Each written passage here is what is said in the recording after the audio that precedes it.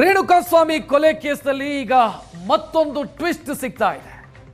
ಪೊಲೀಸರ ತನಿಖಾ ವೈಖರಿಯ ಬಗ್ಗೆ ಆರೋಪಿಗಳ ಪರ ವಕೀಲರು ಈಗ ಗಂಭೀರ ಪ್ರಶ್ನೆಯೊಂದನ್ನು ರೈಸ್ ಮಾಡಿದ್ದಾರೆ. ತನಿಖೆ ಸರಿದಾರಿಯಲ್ಲಿ ಹೋಗಿಲ್ಲ ಅನ್ನೋದು ವಕೀಲರು ವ್ಯಕ್ತಪಡಿಸ್ತಾ ಇರುವಂತ ಅನುಮಾನ. ಆರೋಪಿ ನಂಬರ್ 3 ಪವನ್ ಪರ ವಕೀಲ ಸುಧನ್ವಾರ್ ಕೆಲ ಗಂಭೀರ ಪ್ರಶ್ನೆಗಳನ್ನ ಎತ್ತಿದ್ದಾರೆ. ಸಿಆರ್ಪಿಸಿ ಸೆಕ್ಷನ್ 310 ಮತ್ತು 319 ಅಡಿಯಲ್ಲಿ ಅರ್ಜಿ ಸಲ್ಲಿಸಿದ್ದಾರೆ ವಕೀಲ ಸುಧನ್ವಾರ್. ಮಹಜರು ಪ್ರಕ್ರಿಯೆಯ ಸಂದರ್ಭದಲ್ಲಿ ಪೊಲೀಸರ ನಡೆ ಅನುಮಾನಕ್ಕೆ ಕಾರಣ ಅನ್ನೋದು ವಕೀಲರು ಪ್ರಸ್ತಾಪ ಮಾಡಿರುವಂತ ಪ್ರಶ್ನೆ. ರೇಣುಕಾಸ್ವಾಮಿ ಕೊಲೆ ಕೇಸಲ್ಲಿ ಪೊಲೀಸರು ಎಡವಟ್ಟು ಮಾಡಿದ್ದಾರೆ ಅನ್ನೋ ಆರೋಪವನ್ನು ಅವರು ಮಾಡ್ತಾ ಇದ್ದಾರೆ. ಕಾಮಾಕ್ಷಿ ಪಾಳ್ಯ ಠಾಣೆಯ ಇನ್ಸ್ಪೆಕ್ಟರ್ ವಿರುದ್ಧವೇ ದೂರು ದಾಖಲಾಗಬೇಕು ಅಂತ ಅವರು ಮನವಿ ಮಾಡಿದ್ದಾರೆ. ಅವರು ಎತ್ತಿರುವಂತಹ ಪ್ರಶ್ನೆಗಳ ಪೈಕಿ ಸುಳ್ಳು ಸಾಕ್ಷಿಯನ್ನ ಸೃಷ್ಟಿ ಮಾಡಿದ್ದಾರೆ ಕಾಮಾಕ್ಷಿ ಪಾಳ್ಯ ಠಾಣೆಯ ಇನ್ಸ್ಪೆಕ್ಟರ್ ಅನ್ನೋದು ಒಂದಾಗಿದ್ರೆ, ಮಹಜರು ಸಂದರ್ಭದಲ್ಲಿ ತಪ್ಪುಗಳನ್ನು ಮಾಡಿದ್ದಾರೆ ಅನ್ನೋದು ಮತ್ತೊಂದು ವಿಚಾರ. ಕಾಮಾಕ್ಷಿ ಪಾಳ್ಯ ಠಾಣೆಯಲ್ಲಿ ಮಹಜರು ಮಾಡೇ ಇಲ್ಲ, ಬೇರೆ ಎಲ್ಲೋ ಕಡೆ ಮಹಜರು ಮಾಡಿ ಅದೇ ಕಾಮಾಕ್ಷಿ ಪಾಳ್ಯ ಪೊಲೀಸ್ ಸ್ಟೇಷನ್ ಅಂತ ಚಾರ್ಜ್ ಶೀಟ್ ಅಲ್ಲಿ ಉಲ್ಲೇಖಿಸಿದ್ದಾರೆ. ಕಾಮಾಕ್ಷಿ ಪಾಳ್ಯ ಪೊಲೀಸ್ ಠಾಣೆಯ ಸಿಸಿಟಿವಿ ದೃಶ್ಯಗಳನ್ನ ರಕ್ಷಣೆ ಮಾಡಿ ಅಂತ ಅವರು ತಮ್ಮ ಮನವಿಯಲ್ಲಿ ಉಲ್ಲೇಖಿಸಿದ್ದಾರೆ.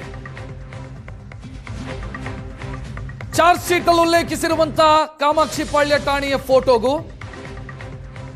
ನಿಜವಾಗಿಯೂ ಕಾಮಾಕ್ಷಿ ಪಾಳ್ಯ ಠಾಣೆ ಇರೋದಕ್ಕೂ ವ್ಯತ್ಯಾಸ ಇದೆ.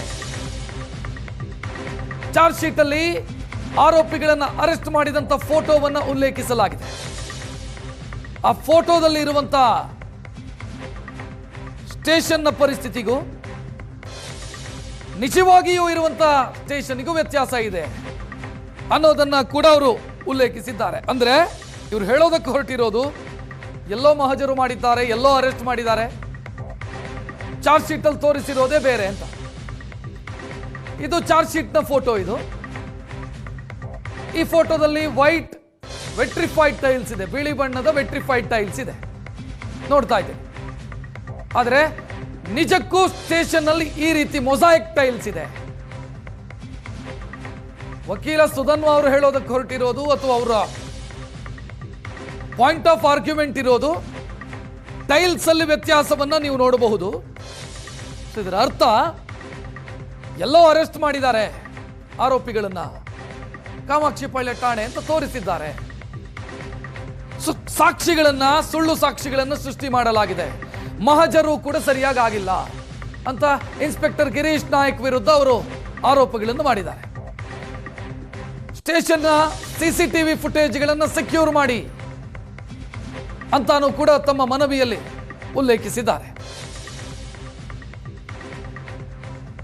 ಇನ್ನು ಖುದ್ದು ನ್ಯಾಯಾಧೀಶರೇ ಠಾಣೆಗೆ ಭೇಟಿ ಕೊಟ್ಟು ಪರಿಶೀಲನೆ ಮಾಡಬೇಕು ಅನ್ನೋದು ಕೂಡ ಅವರ ಮನವಿಯಲ್ಲಿದೆ.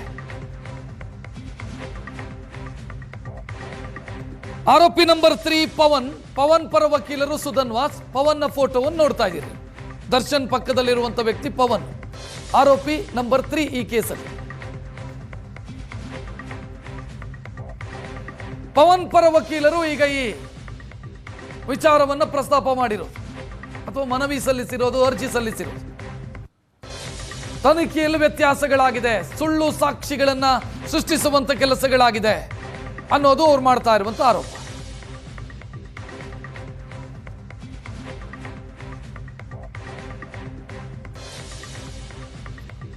ಹೆಚ್ಚಿನ ಡೀಟೇಲ್ ನೀಡೋದಕ್ಕೆ ನಮ್ಮ ಪ್ರತಿನಿಧಿ ಶರತ್ ನೇರ ಸಂಪರ್ಕದಲ್ಲಿ. ಶರತ್, ಫೋಟೋಗಳನ್ನ ನಾವು ಗಮನಿಸ್ತಾ ಇದ್ದೀವಿ. ಇದನ್ನ ನ್ಯಾಯಾಲಯ ಕನ್ಸಿಡರ್ ಮಾಡುವಂತ ಸಾಧ್ಯತೆಗಳು ಎಷ್ಟರ ಮಟ್ಟಿಗಿರುತ್ತೆ?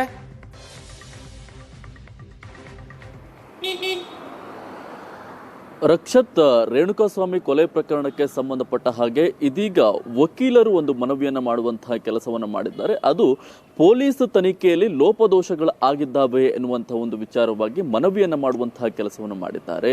ಏನು 2024ರಲ್ಲಿ ಜೂನಲ್ಲಿ ರೇಣುಕಾಸ್ವಾಮಿ ಕೊಲೆ ಆದ ನಂತರ ಜೂನ್ 11ನೇ ತಾರೀಕು ಪವನ್ ಹಾಗೆ ರಾಘವೇಂದ್ರ, ವಿನಯ್ ಸೇರಿದಂತೆ ಒಟ್ಟು 7 ಜನ ಆರೋಪಿಗಳನ್ನ ಮಹಜರನ್ನ ಮಾಡಿ ತದನಂತರ ಅವರ ಮೊಬೈಲ್ನ ಸೀಸ್ ಮಾಡುವಂತಹ ಕೆಲಸವನ್ನ ಪೊಲೀಸರು ಮಾಡ್ತಾರೆ. ಆದರೆ ಆ ಸಂದರ್ಭದಲ್ಲಿ ತೆಗೆದಂತಹ ಫೋಟೋಗಳನ್ನ ಚಾರ್ಜ್ ಶೀಟ್ ಮುಖಾಂತರ ಕೋರ್ಟ್ಗೆ ಸಲ್ಲಿಕೆ ಮಾಡುವಂತಹ ಕೆಲಸವನ್ನ ಪೊಲೀಸರು ಏನ್ ಮಾಡ್ತಾರೆ, ಅದರಲ್ಲಿ ಕೆಲವೊಂದಿಷ್ಟು ಲೋಪದೋಷಗಳಾಗಿದ್ದಾವೆ. ಜೊತೆಗೆ ಕೋರ್ಟ್ನ ದಿಕ್ಕನ್ನು ತಪ್ಪಿಸುವಂತಹ ಕೆಲಸವನ್ನ ಪೊಲೀಸ್ ಅಧಿಕಾರಿಗಳು ಮಾಡಿದ್ದಾರೆ ಅಂತ ಹೇಳಿ ಏತ್ರಿ ಆರೋಪಿ ಪವನ್ನ ಪರ ವಕೀಲರಾಗಿರುವಂತಹ ಸುಧನ್ವಾ ಅವರು ಆರೋಪವನ್ನ ಮಾಡ್ತಾ ಇರುವಂತದ್ದು.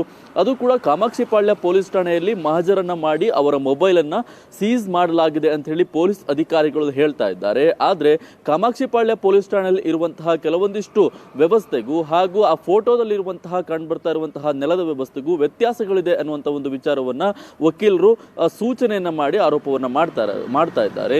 ಫೋಟೋದಲ್ಲಿ ಕಂಡು ಬರ್ತಾ ಇರುವಂತದ್ದು ವೈಟ್ ವೆಟ್ರಿಫೈಡ್ ಟೈಲ್ಸ್, ಅವರು ಆರೋಪಿಗಳು ನಿಂತಿರುವಂತದ್ದು. ಜೊತೆಗೆ ಪೊಲೀಸರು ಮಹಜರ್ ಸಂದರ್ಭದಲ್ಲಿ ಫೋಟೋದಲ್ಲಿರುವಂತಹ ಟೈಲ್ಸ್ ಏನಿದೆ ಅದು ವೈಟ್ ಕಲರ್ ವೆಟ್ರಿಫೈಡ್ ಟೈಲ್ಸ್ ಇದೆ. ಆದ್ರೆ ನಿಜವಾಗಿ ಕಾಮಾಕ್ಷಿಪಾಳ್ಯ ಪೊಲೀಸ್ ಠಾಣೆಯಲ್ಲಿ ಇರುವಂತದ್ದು ಮೊಸಾಯಿಕ್ ಟೈಲ್ಸ್. ಹಾಗಾದ್ರೆ ಇವರು ಬೇರೆಲ್ಲೋ ಜಾಗದಲ್ಲಿ ಮಹಜರನ್ನ ಮಾಡಿ ಅಲ್ಲಿ ಫೋಟೋವನ್ನ ತೆಗೆದುಕೊಂಡು ಮೊಬೈಲ್ ಅನ್ನ ಸೀಸ್ ಮಾಡಿ ಕಾಮಾಕ್ಷಿಪಾಳ್ಯ ಪೊಲೀಸ್ ಠಾಣೆಯಲ್ಲಿ ನಾವು ಮಹಜರನ್ನ ಮಾಡಿದ್ದೇವೆ ಅಂತ ಹೇಳಿ ತೋರಿಸ್ತಾ ಇದ್ದಾರೆ. ಹಾಗಾಗಿ ಸಾಕ್ಷಿಗಳನ್ನ ಫ್ಯಾಬ್ರಿಕೇಟ್ ಮಾಡಲಾಗಿದೆ ಅನ್ನುವಂಥ ಒಂದು ವಿಚಾರವಾಗಿ ಸದ್ಯ ವಕೀಲರು ಆರೋಪವನ್ನ ಮಾಡ್ತಿದ್ದಾರೆ. ಆ ಹಿನ್ನೆಲೆಯಲ್ಲಿ ವಕೀಲರು ಖುದ್ದು ಸ್ಟೇಷನ್ಗೆ ಭೇಟಿನ ನೀಡಬೇಕು ಅನ್ನಂತಹ ಸಂದರ್ಭದಲ್ಲಿ ಅದೊಂದು ಸಾರ್ವಜನಿಕ ವಲಯ ಆಗಿರುವಂತಹ ಕಾರಣದಿಂದಾಗಿ ಯಾರು ಬೇಕಾದ್ರೂ ಹೋಗಿ ಭೇಟಿಯನ್ನು ನೀಡಬಹುದು. ಜೊತೆಗೆ CCTV ಫುಟೇಜ್ಗಳನ್ನು ನೀವು ಪ್ರಿಸರ್ವ್ ಮಾಡಬೇಕು. ಈ ಹಿಂದೆ ಇರುವಂತಹ CCTV ಫುಟೇಜ್ಗಳು ಯಾರಾದರೂ ಹೋಗಿ ಅದನ್ನು ಪರಿಶೀಲನೆ ಮಾಡೋ ತನಕ ಅದು ಪ್ರಿಸರ್ವ್ ಮಾಡಬೇಕು. ಜೊತೆಗೆ ಖುದ್ದು ನ್ಯಾಯಾಧೀಶರು ಹೋಗಿ ಭೇಟಿಯನ್ನು ಮಾಡಿ ಅದಕ್ಕೆ ಸಂಬಂಧಪಟ್ಟಂತಹ ಮಾಹಿತಿಯನ್ನು ಕಲೆ ಹಾಕಬೇಕು ಅನ್ನುವಂಥ ಒಂದು ನಿಟ್ಟಿನಲ್ಲಿ ಮನವಿಯನ್ನು ಮಾಡ್ತಾ ಇದ್ದಾರೆ. ಸದ್ಯ ಆ ಕೋರ್ಟ್ ಅದನ್ನು ಎಷ್ಟರ ಮಟ್ಟಿಗೆ ಪರಿಗಣನೆಗೆ ತೆಗೆದುಕೊಳ್ಳುತ್ತೆ ಅನ್ನೋದು ಕೂಡ ಒಂದು ಪ್ರಶ್ನೆ ಆಗಿರುವಂಥದ್ದು. ಒಂದು ಟೆಕ್ನಿಕಲ್ ಎವಿಡೆನ್ಸ್ ಆಗಿರುವಂತಹ ಕಾರಣದಿಂದಾಗಿ ಏನಾದರೂ ಪೊಲೀಸರು ನಿಜವಾಗಿ ಏನಾದರೂ ದಾರಿ ತಪ್ಪಿಸುವಂತಹ ಕೆಲಸವನ್ನು ಮಾಡಿದ್ರ ಅನ್ನುವಂಥ ಒಂದು ಪ್ರಶ್ನೆ ಎದುರಾದಂತಹ ಸಂದರ್ಭದಲ್ಲಿ ಅದನ್ನ ಪರಿಗಣನೆ ಮಾಡುವಂತಹ ಸಾಧ್ಯತೆಗಳು ಇರುತ್ತೆ. ಅದರ ಜೊತೆಗೆ ಈ ಪ್ರಕರಣದ ತನಿಖಾಧಿಕಾರಿ ಆರಂಭದಲ್ಲಿ ಆಗಿದ್ದಂತಹ ಗಿರೀಶ್ ನಾಯ್ಕ್, ಕಾಮಾಕ್ಷಿಪಾಳ್ಯ ಪೊಲೀಸ್ ಇನ್ಸ್ಪೆಕ್ಟರ್ ಏನಿದ್ದಾರೆ, ಅವರನ್ನು ಕೂಡ ಆರೋಪಿ ಸ್ಥಾನದಲ್ಲಿ ಈ ಪ್ರಕರಣದಲ್ಲಿ ಸೇರಿಸಬೇಕು ಅನ್ನೋ ನಿಟ್ಟಿನಲ್ಲಿ ಮನವಿಯನ್ನು ಮಾಡುವಂತಹ ಕೆಲಸವನ್ನು ಮಾಡಿದ್ದಾರೆ. ಮುಂದೆ ಈ ಪ್ರಕರಣ ಯಾವ ರೀತಿಯಾಗಿ, ಜೊತೆಗೆ ಈ ಅರ್ಜಿ ಯಾವ ರೀತಿಯಾಗಿ ಪರಿಗಣನೆಗೆ ಬರುತ್ತೆ ಅನ್ನೋದನ್ನ ಕಾದ್ ನೋಡಬೇಕಾಗಿರುವಂತದ್ದು. ಶರತ್, ಈ ಕೇಸನ್ನ ನಾವು ನೋಡಿದ್ರೆ ಕಾಮಾಕ್ಷಿಪಾಳ್ಯ ಪೊಲೀಸ್ ಸ್ಟೇಷನ್ ಅಲ್ಲಿ ಕೇಸ್ ಆದರೂ ಕೂಡ ವಿಚಾರಣೆ ಎಲ್ಲ ನಡೆದಿದ್ದು ಅನ್ನಪೂರ್ಣೇಶ್ವರಿ ನಗರ ಪೊಲೀಸ್ ಠಾಣೆಯಲ್ಲಿ. ಈ ಗೊಂದಲಕ್ಕೆ ಅದು ಕೂಡ ಕಾರಣನಾ ಹೆಂಗೆ?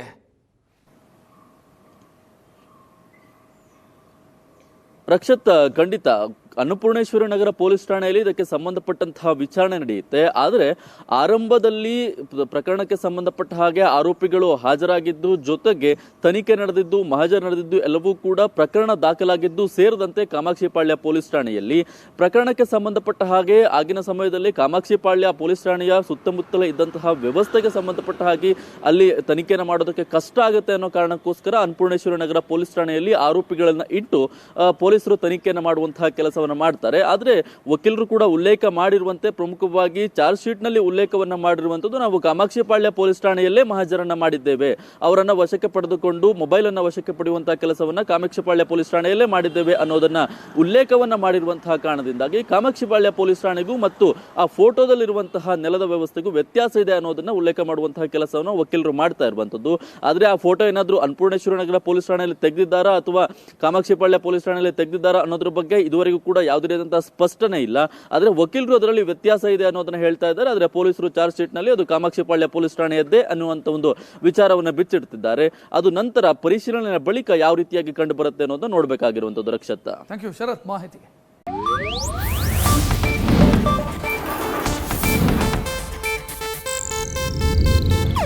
ಇದು ಏಷ್ಯಾನೆಟ್ ನ್ಯೂಸ್ ನೆಟ್ವರ್ಕ್ ಪ್ರಸ್ತುತಿ.